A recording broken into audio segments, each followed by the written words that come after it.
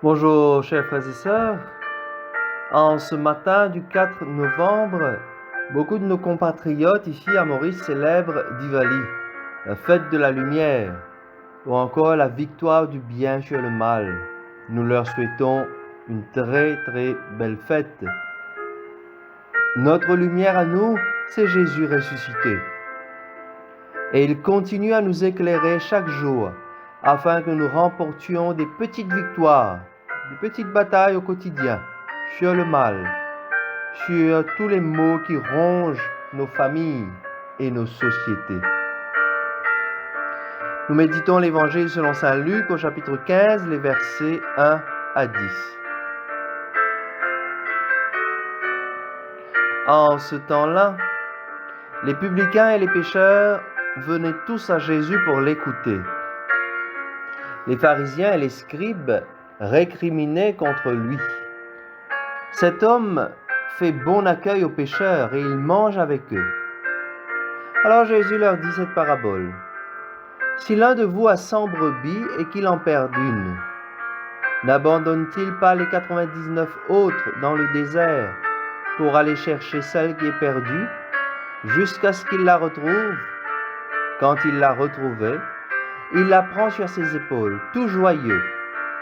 Et de retour chez lui, il rassemble ses amis et ses voisins pour leur dire « Réjouissez-vous avec moi, car j'ai retrouvé ma brebis, celle qui était perdue. » Je vous le dis, c'est ainsi qu'il y aura de la joie dans le ciel pour un seul pécheur qui se convertit, plus que pour 99 justes qui n'ont pas besoin de conversion.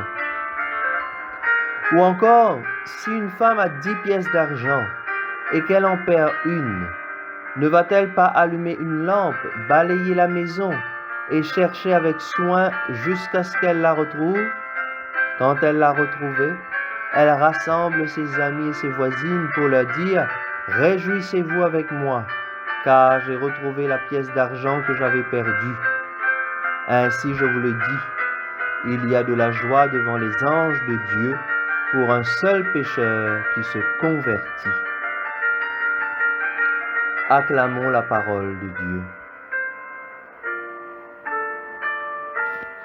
Frères et sœurs, en méditant cette parole, je ne peux m'empêcher de penser aux parents. Quelle joie pour un parent quand il voit son enfant revenir à la maison. Cet enfant qui est tombé dans la drogue, cet enfant qui a été en prison, cet enfant qui s'est éloigné de la famille, cet enfant qui a connu des ruptures, qui peut-être a été à la cause de certaines ruptures. Quand cet enfant revient à la maison, quelle joie! Quelle joie aussi pour cet enfant qui lit dans les yeux de son père ou de sa mère un pardon. Quand il se sent pardonné, quand il sent que malgré tout son péché, malgré toute sa faute, il est toujours aimé, il est accueilli. Quelle joie! Oui, encore plus, frères et sœurs, pour Dieu. Quand un pécheur revient vers Dieu, quelle joie! Cette parole du jour nous fait prendre conscience que Dieu ne peut abandonner son enfant.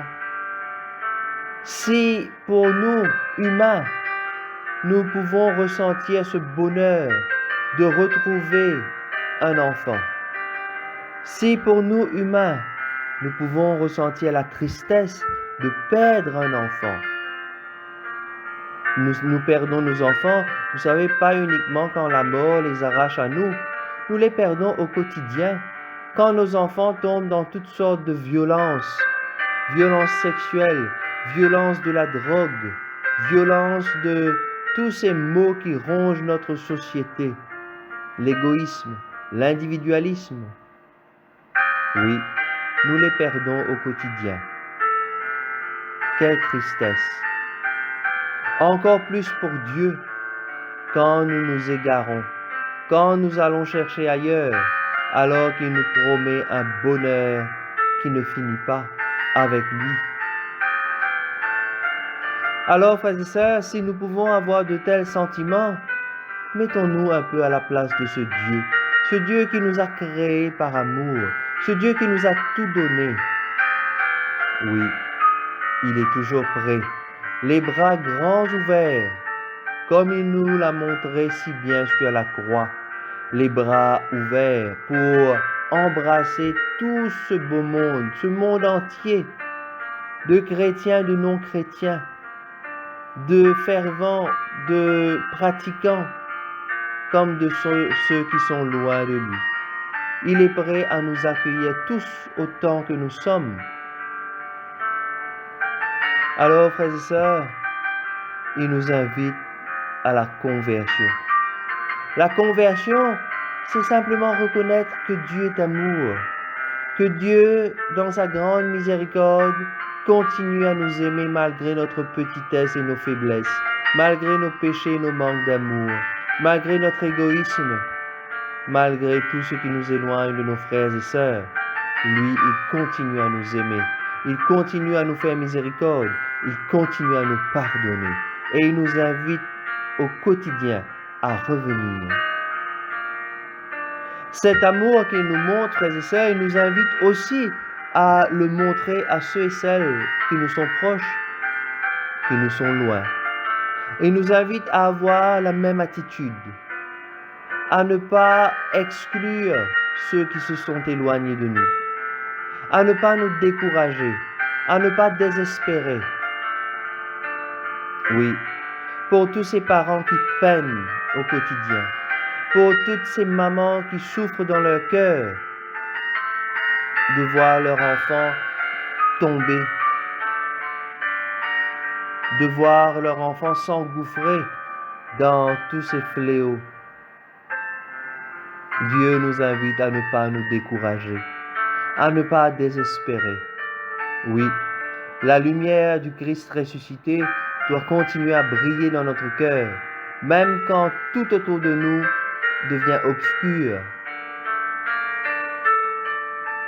Alors simplement, frères et sœurs, demandons à Dieu de nous éclairer de sa lumière, à nous aider à maintenir nos lampes allumées, pour que nous puissions accueillir sa miséricorde, son pardon, pour que nous puissions accueillir cette grâce de la conversion, pour nous-mêmes d'abord, et pour nos frères et sœurs qui en ont tant besoin. Que le Seigneur, qui est toute puissance d'amour, nous accueille dans sa miséricorde, qu'il nous pardonne nos péchés et qu'il nous conduise à la vie éternelle. Amen. Belle fête de la lumière à vous tous, frères et sœurs.